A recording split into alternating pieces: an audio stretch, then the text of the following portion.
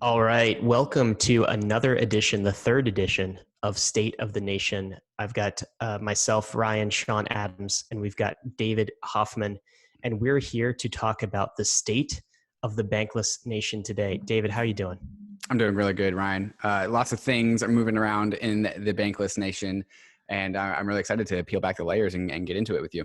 Well, I can't wait to ask you my starting question. But before we do, for those of you who are new to State of the Nation, we do this every Tuesday. So every Tuesday, sometime mid-morning or afternoon, depending on your time zone, we will release this on YouTube. So make sure you subscribe. We'll also release a podcast version of this on our podcast stream on Wednesdays, but you get it on YouTube a day earlier if you're subscribed and tuning in. This is where we talk about big picture stuff and we relate the events in the news to what is happening in the Bankless Nation. And the first question I always ask David on these is what I'm about to ask him.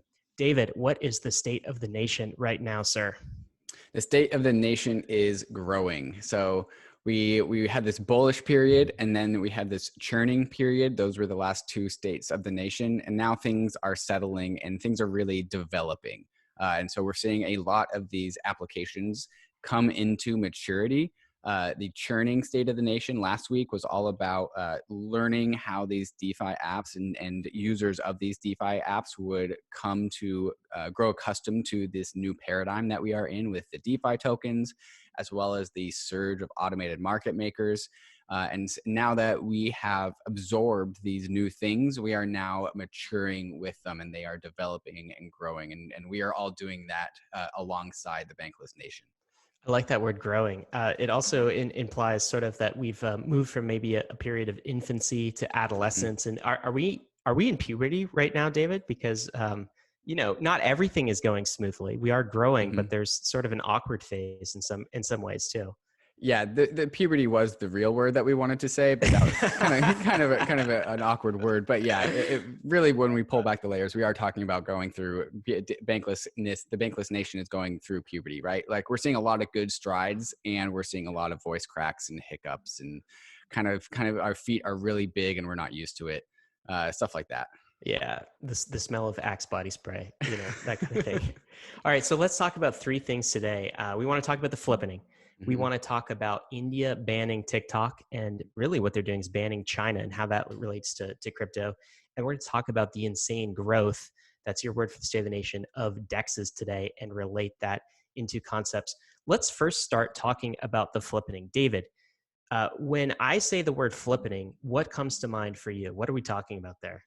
I think the most simple answer is the market cap of Ethereum flips the market cap of Bitcoin, but there are a bunch of other metrics that we could go into, and each one represents its own flippening. But the real point of contention is the flippening between the market cap of Bitcoin and Ethereum, in my mind.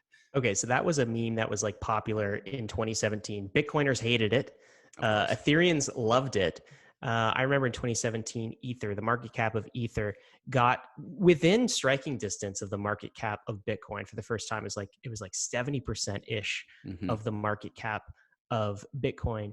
And then Bitcoin took off, and Ether really never recovered. And the meme of the flippening died pretty much, or faded out, if you will. Even there was a website called Flippening Watch, which I remember from back in that time. It's no longer maintained. So that tells you that the meme has died. It's not updated. It's not even online. It's no longer maintained. But there is a new flippening. There's a new flippening dashboard that just came to my attention. I guess somebody built this and sent it out. I think that the meme might be resurrected. It's probably a bit early right now, but in the next bull cycle, I anticipate Ethereum bulls to be resurrecting this meme. Is there anything to it? What I've got on my screen is actually the dashboard that I was talking about, with some flippening metrics in addition to market cap. Do you think it's possible that we will see a flippening of market cap? And what about these other metrics? Yeah, I absolutely think it's possible. And I think the more and more Bitcoin that comes to Ethereum just makes it more and more likely. And there are 8 metrics here. We have like market cap, transaction count, trading volume, node count, active addresses, transaction volume, transaction fees, Google search interest.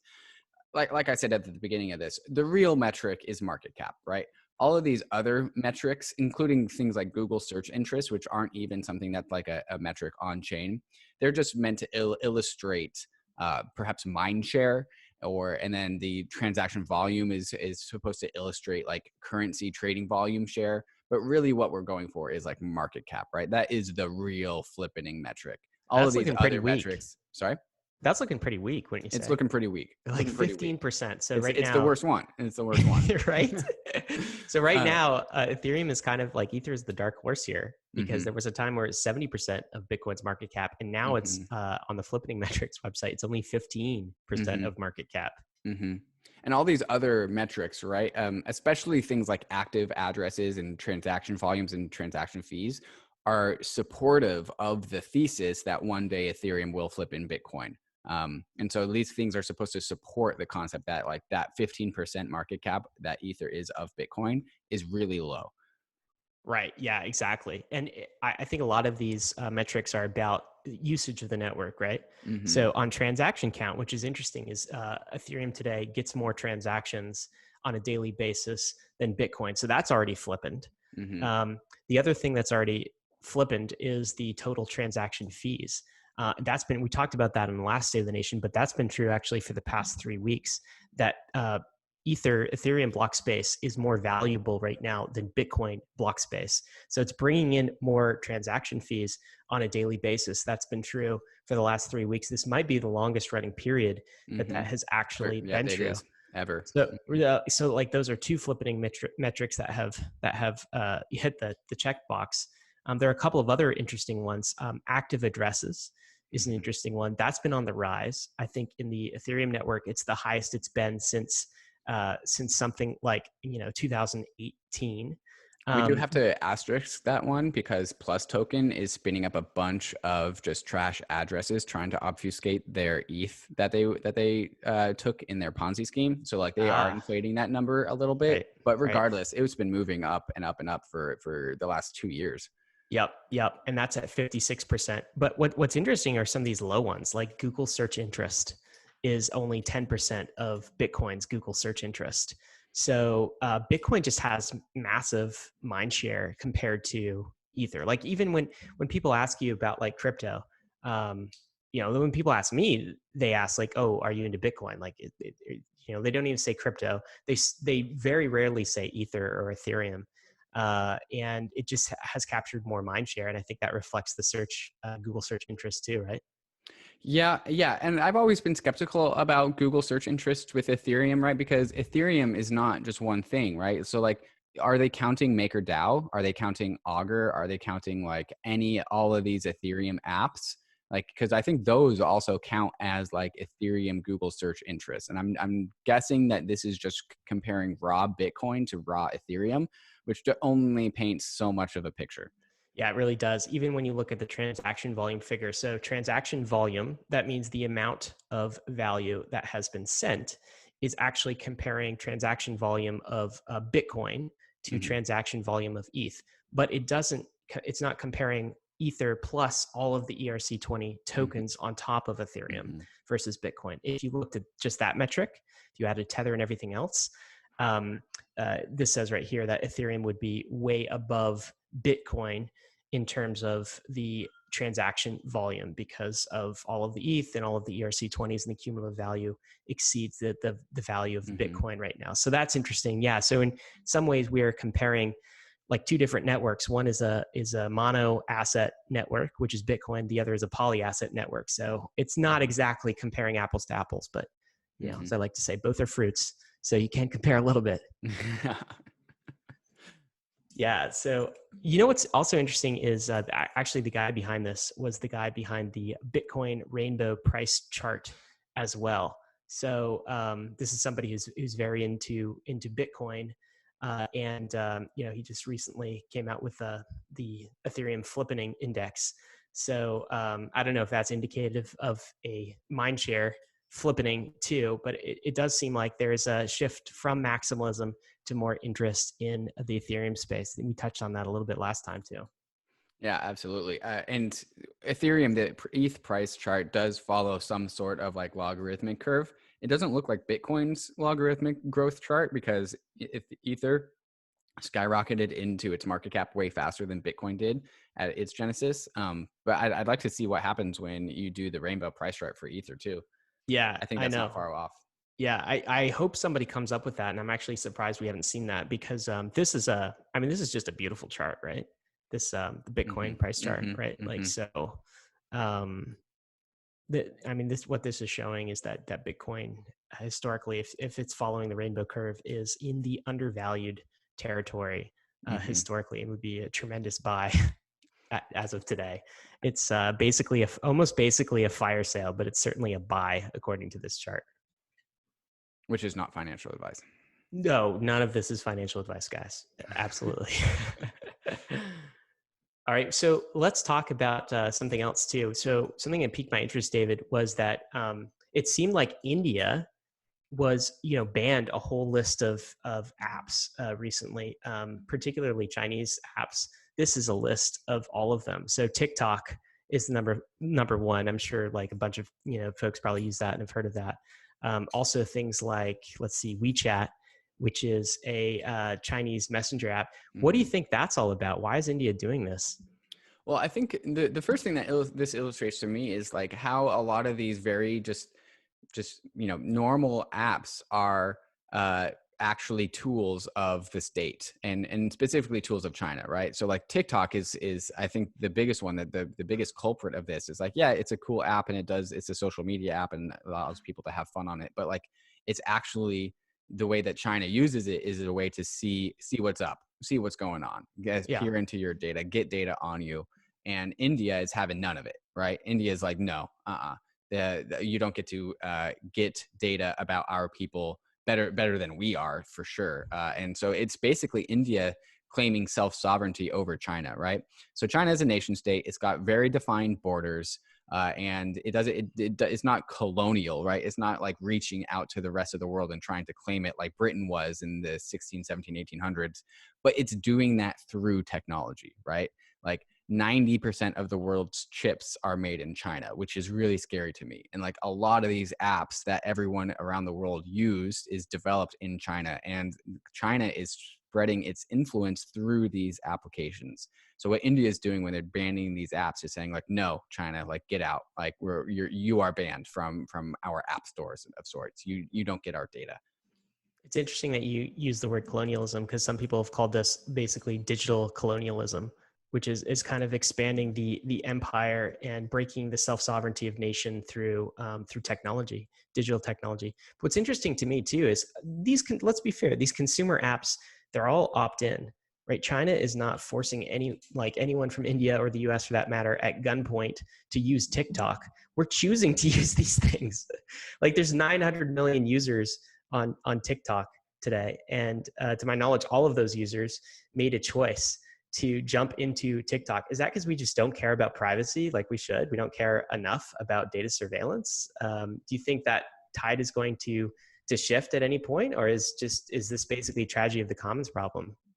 Yeah, China is definitely doing that with that. That is their strategy, right? Let's make something useful for people so that they forget about like the whole privacy side of things. And we're seeing Apple start to develop their hardware in ways that are definitely pro privacy, pro consumer. So in the new iOS software, Apple has a little flashing icon whenever your camera or microphone is being used, either by an active app or in the background. And it's very much like an anti-China move, either with intent or not.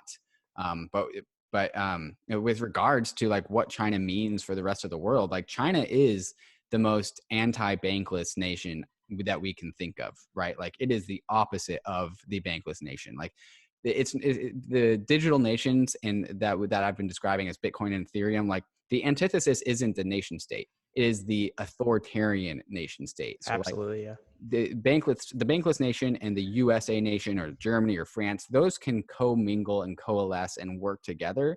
The bankless nation cannot work with the China nation. That's oil and water. There's nothing more antithetical to the China nation state and the bankless digital nation. And to be clear, I think you're talking about the Communist Party in China, so the CCP rather than the people of China. And it's also could be the case that in Western like democratic, formerly republic strong protocols for individual sovereignty and liberty, that those could collapse into more authoritarian regimes too. Which is why we have to keep our guard up. Every generation, I feel like, has to keep their guard up against the encroachment of tyranny. That's really what the Bankless movement is about. It's about a bill of rights, essentially, that money should be separated from the state as we transition into this digital era, that the state should not get full control of our monetary systems, so that despots and tyrants don't control us, essentially. I do think that this news with India sort of banning, what they're doing is they're banning China, really. It's more than banning these particular apps. They're banning China. But in a way, that's really good news for credibly neutral crypto blockchain network systems, right? Like Ethereum, like Bitcoin to some degree. There's been talk often about what happens if China creates a blockchain. They have a blockchain initiative right now. Or what about the Chinese digital currency, right? Won't that just stomp out all of these public networks like Bitcoin and Ethereum? And I think the answer to that is no, absolutely not. No, because so if you just work out the game theory, if India is not willing to use China's TikTok application, there's no chance in hell they're going to use China's blockchain. There's no chance in hell they're going to use China's digital cryptocurrency, right? Think about the surveillance ramifications of that. And so what this means is, if the nation states are going to use crypto and going to use blockchains, they're going to all settle on the systems, the small number of systems that none of them control and none of them can co-opt. It's you have to kind of use the most credibly neutral system. That's just how the game theory works out. So I think that's super bullish for Ethereum, and like, people aren't realizing that because of nation state politics, essentially, a national blockchain program cannot work, at least outside of the bounds of one particular nation state. No, that's totally right. And at the start of that, you talked about how Bitcoin and Ethereum, these digital nations, are checks on the nation state. And there is this theory, this attitude that the nation state, no matter what, even pick your favorite best nation state, and the theory is that it might just be moving towards authoritarianism organically. That might just be in the incentive of a nation state, right, including the United States. Like, it might just move more and more authoritarian over time. And so a system like a Chinese central bank digital currency, or any central bank digital currency, is an authoritarian type of digital currency, right? And the whole incentive of a nation state is to be extractive, right? Like, the reason why India is banning this is because it's saying, like, no, China, you cannot extract out of our citizens, right? Out of our citizenry. And so any sort of digital currency that's operated by a central government is going to just increase the government's ability to be extractive of the people that use it, which is why it's really important to be using a credibly neutral system, because those systems are minimally extractive, right? The whole point of the system is that there's no one at the center doing any extracting. Yeah, and I, that brings to mind. I was reading a statement this morning on the Chinese digital currency and electronic payments. So this is the Chinese digital currency. It's essentially, that's being rolled out now. So it's been 6 years in development. It's now starting to be rolled out. And there was a statement in it. This is a good in-depth. We'll include this article in the show notes. If the government, that's the Chinese government, decides to deactivate a wallet or reverse a transaction, they can do so with one simple click. Like, how dystopian is that? One click, and we can eliminate you, citizen, from the world economic system. You have a problem with our politics, our policies, our leadership. A bureaucrat can click a button and eliminate you from the global economic system. That is terrifying to me. Especially when we include the fact that in the long-term future, these digital systems are supposed to also be our identity systems, not just our money systems. That centralized power of just removal is even worse, right? It's like, not only is your economic and financial status gone, like, you are gone, you do not exist. And we saw what happened when a centralized regime, like in the USSR, they would just delete people. They would just, you're gone. goodbye, you never existed. And now we're doing this in a point and click type fashion. Well, you could even program algorithms to delete people, right? Mm. So, I mean, you could set up a whole nation state apparatus where, robots are deleting people who travel in, to certain provinces or in certain ways, and they automatically delete the citizen or freeze their accounts or, steal some of their money, take out a fine. It's very scary to me. And the thing about it is, this is we're talking about China and the Chinese digital currency, but I think that the US and Europe and Western nations will move in the same direction of becoming of incorporating digital currencies Mm-hmm. into their nation state protocol. Essentially, they kind of have to, one, to Right. compete with China, right? But two, it's just more convenient. I mean, the entire society is moving into the digital realm.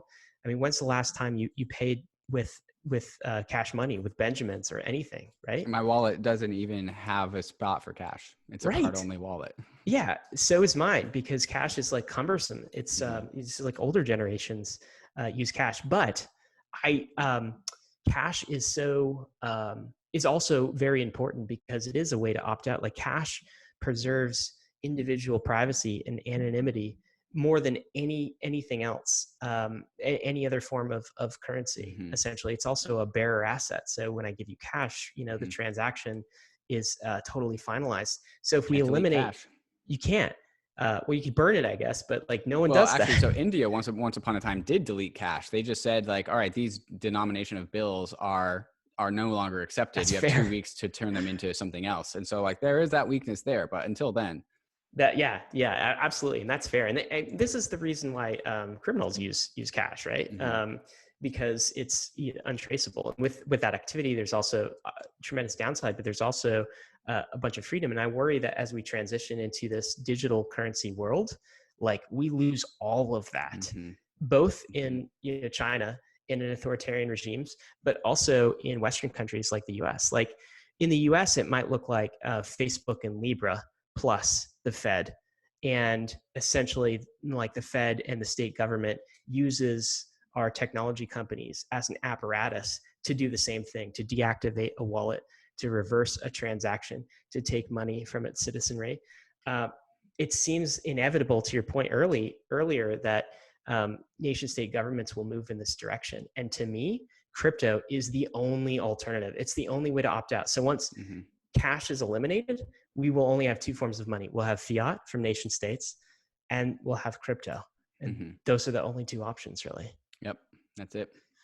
Yeah. And Wow. it is good that like the digital nation currencies exist because their mere existence, the ability to opt out of an anti-cash authoritarian society is itself a check on that. So like even that people that aren't participating in these digital nations, they still get the benefit of them because you can't go full authoritarian if something like Bitcoin or Ethereum exists, because then you're just going to hasten the arrival of these technologies. Totally. Like, so even if these systems occupy 10%, 15%, 20% market share Mm-hmm. of the world monetary system, that's enough of a Yeah. check and balance to Mm-hmm. resist this kind of stuff. All right. So, man, dark topic, but our word of the day, state of the nation, is growth. Can we talk about growth? Because DeFi exchanges, these are called decentralized exchanges. So people shorten that, they call them DEXs. They are going absolutely parabolic. Like, they're going crazy. What's happening here, dude? Well, so we found this very early primitive, and it turns out we can jigger it around to really fit our needs in a bunch of different ways. And what I'm talking about, of course, is the automated market maker model. And the reason why the AUM model is so strong is because it is, instead of being a peer-to-peer exchange, it is a peer-to-contract. And so peer-to-contract is so much more scalable than peer-to-peer because you don't need to operate an order book. You don't need any infrastructure. You just need a single contract on Ethereum, and that can scale out to the whole entire world, right? And so many people can all trade with each other by going through this intermediary contract that coordinates everyone. but you don't need to have like an order book. You don't need to have a matching engine. You don't need to have a server, which a lot of these other DEXs tend to do. And so the AUM, automated market maker, AMM, excuse me, automated market maker model has just absolutely exploded. Yeah, it's crazy to see. This is a tweet from Hayden, who was the original creator of the Uniswap protocol, whom we've had, we talked about on the Bankless podcast previously. He said, and this is kind of happening behind the scenes, is everyone's talking about liquidity farming, but Uniswap's June volume was greater than all of its 2019 volume combined. So in 1 month, June, we're not even halfway through 2020, it beat Uniswap volume, beat all of 2019. We're not even done with June. We're not even done with June. This was actually a tweet from the June 25th. So like, where are we going next is the question. I've got a chart here. God, this thing's in the way. There we go. I've got a chart here on DEX Metrics. And you were talking about, like, so one form of a DEX is an automated market maker that you talked about, right? Which is what Uniswap is. But there are other order book types of DEXs. But what's interesting here, when you look at the, first of all, that volume is crazy, 450 million over a 7-day volume. Yeah. But when you look at the breakdown, 41% of that is Uniswap, and 12% of that is Curve. Which is another AMM. Yes. So Curve and Uniswap are the two AMMs. And then it got 8% of balancer too, right? So that is 60 plus percent. 60 plus percent. So a healthy majority, almost 2/3 majority of all of the decentralized exchange traffic is from automated market makers. I think that's pretty interesting, because that is a new use case that only DeFi enables. It's kind of the first completely innovative product market fit, I think, that I've seen. It's something that doesn't exist in traditional finance at all, to my knowledge, right? Like, if you think about Maker, there's loans and collateral, that sort of thing exists in traditional finance, but these automated market makers, money robots, as we like to call them, are pretty unique to DeFi, and they are just growing like crazy, and they're dominating everything else out there. And importantly, the protocol sync thesis predicts this, right? So automated market makers are like the most dense type of DEX that is available, right? So super high utility, lots of people want to use it. And also when it comes to its scalability and its trustlessness and its permissionlessness, it has it all. It has the full marks, right? Which means that any automated market maker system, because an automated market system, an AMM is just a application that accepts any token. So like anyone can use them as it sees fit. And so it really is an AMM exchange. It just reflects the demand of the world around it. It doesn't really have any impact upon, it doesn't do anything else other than reflect the needs and desires of the Ethereum ecosystem, right? And so it just is a good tool for people to use. And just because of its simplicity and its maximal utility as an application, it's become really, really dense. And so we're seeing Uniswap and Curve just gain and gain and gain density in the form of, monthly, weekly, daily volumes, right? That is the metric of density for these AMM applications. Yeah, absolutely. It's been exciting to see it. And everyone knows the rules of the game that they're playing with. So each of these automated market makers have a, specific curve. And it's all transparent. They can't cheat you. So these are, I think, much more economically dense protocols than centralized exchanges. And we're actually starting to see that. So I was blown away last week. I saw this USDC, which is the stablecoin, like the second largest stablecoin, and Tether, which is the largest stablecoin. The trading volume on Curve exceeded Binance over the past 24 hours. This was on the 20th. It's crazy. So, right? So Binance, like mighty Binance, the largest exchange, centralized exchange out there with a vast majority of the market share. They're being beaten by tiny Curve. Like, look at Curve. This is Curve. All right. So this is the decentralized protocol, DeFi protocol Curve. Back in February, this was their deposits. February 10th, they had $8,000 in liquidity. $8,000. And you fast forward, this is around when the comp token launched. Fast forward to now, they have 50 million in US dollars deposits. And Curve is Insane. specifically, they're really good at exchanging like for like things. So stable coins, for instance. So USDC and a Tether would be a perfect exchange for them, or like two forms of tokenized Bitcoin on Ethereum. And they are beating centralized exchanges already. And it's only been like 4 months. Right. Like the growth is absolutely insane. Like, and Binance, you can kind of compare Binance to Coinbase and using the protocol sync model, right? Because like Coinbase is a lot more restricted and it requires KYC and Binance doesn't. And Binance is more global, more scalable, doesn't really care about what country you're from. It takes any asset it can think of. And so like using the protocol sync thesis, Binance is denser than Coinbase perhaps. And even Binance, like the most dense like centralized exchange that the centralized world can cook up is still losing to Curve in a 4-month time period, in a 5-month time period, like absolutely blown out of the water, at least with stable coins. But I think all the other assets are not far along. Yeah, it's super exciting. So, growth is definitely the theme. And like the last thing maybe to mention on this whole trend of decentralized exchange growth is that it's back to what we've been talking about in the previous State of the Nations and our podcast with Dan Elitzer, is these DeFi tokens are essentially going to be rocket fuel on top of this, all of this. So these DeFi tokens, you're essentially, what does Dan call it? Time spacing.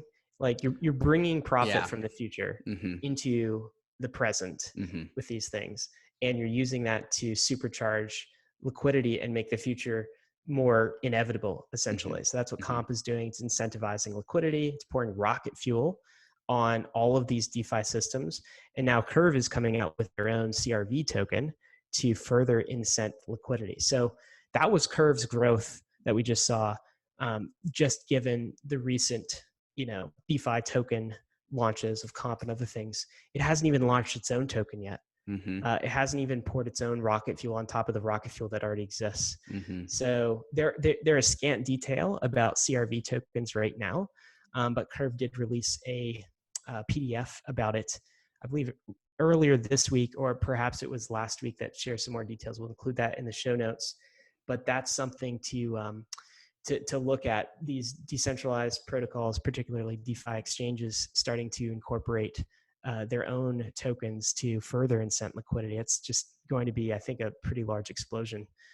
Yeah, and then the explosion that comes after that is using all of those tokens as collateral in things like MakerDAO and allowing to mint new DAI based off of the value of all of these capital asset tokens. Because for the first time, I think MakerDAO has a nice wide variety of selection of good assets to choose from, which they haven't really had before. Like BAT, not really the best token. Like WBTC, fine, I'll take it. But like now we have these real it's most importantly on chain. Like WBTC is not on chain.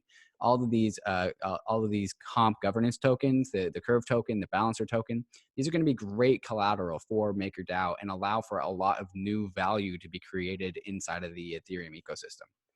Yeah, they're all crypto native capital assets, which is super exciting. Now, that's not to say some of them might be tremendously overvalued, but at least we have a value accrual mechanism, and we have a way to benchmark the value that we have, and that could be accrued by these tokens, which I think is pretty unique.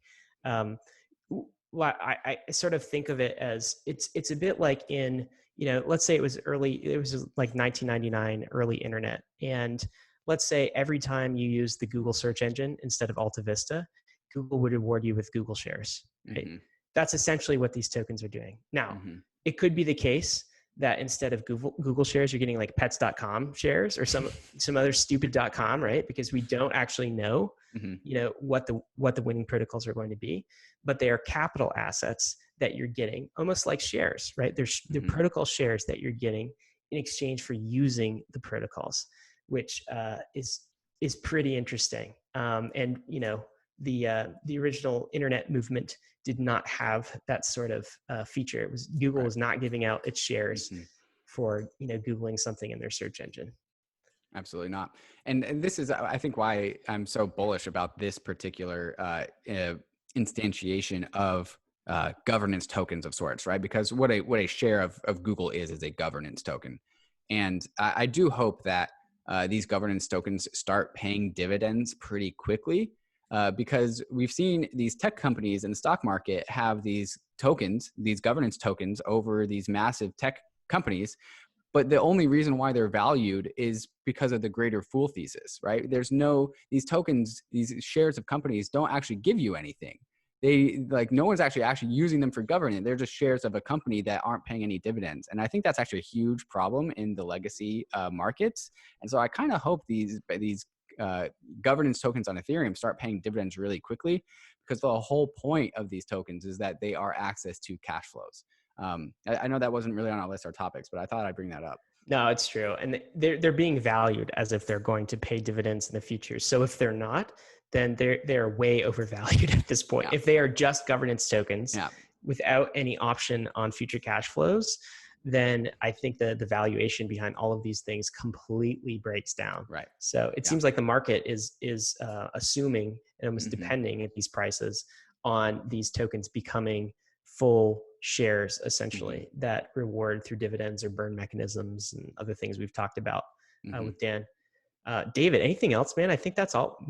That might be all we have time for today. I think we're out of time. That was it. The Bankless Nation is growing, is developing. It's not all good. Their balancer got hacked. They lost a bunch of money.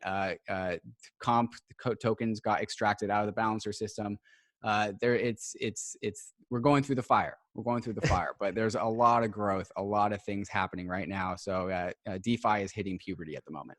Yeah, nice. This is the Wild West, everyone remember. So risks and disclaimers, guys. None of this is financial advice. Keep in mind, all of these protocols are risky. Crypto, ETH, Bitcoin, all risky investments to have and to own. So be careful out there for sure. As far as action items, we will include a link to the flippening chart that I sent you that we looked at in the show notes.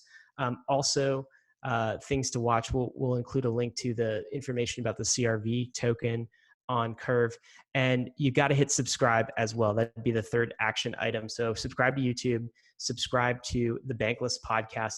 Speaking of the Bankless podcast, July is going to be hot in terms of podcast guests. David, who's coming on the Bankless podcast this month? We're going to be interviewing Chris Berniski on Thursday, so that episode will be out next Monday. And then after that, who do we have after that? We have Vitalik coming on, which is also just going to be absolutely insane. We're going to talk a lot about the article that I'm about to release, maybe this week, maybe next week. So stay tuned for that one. And then Ryan, remind me who we have after that. We have Ben Hunt from Epsilon Theory, who's one of my favorite writers about everything that's going on in the capitalist world these days. And then also Eric Voorhees to kind of close out the month. So it's going to be awesome on the podcast. We are glad that you are with us on the Bankless journey. This has been State of the Nation, episode 3. Thanks a lot.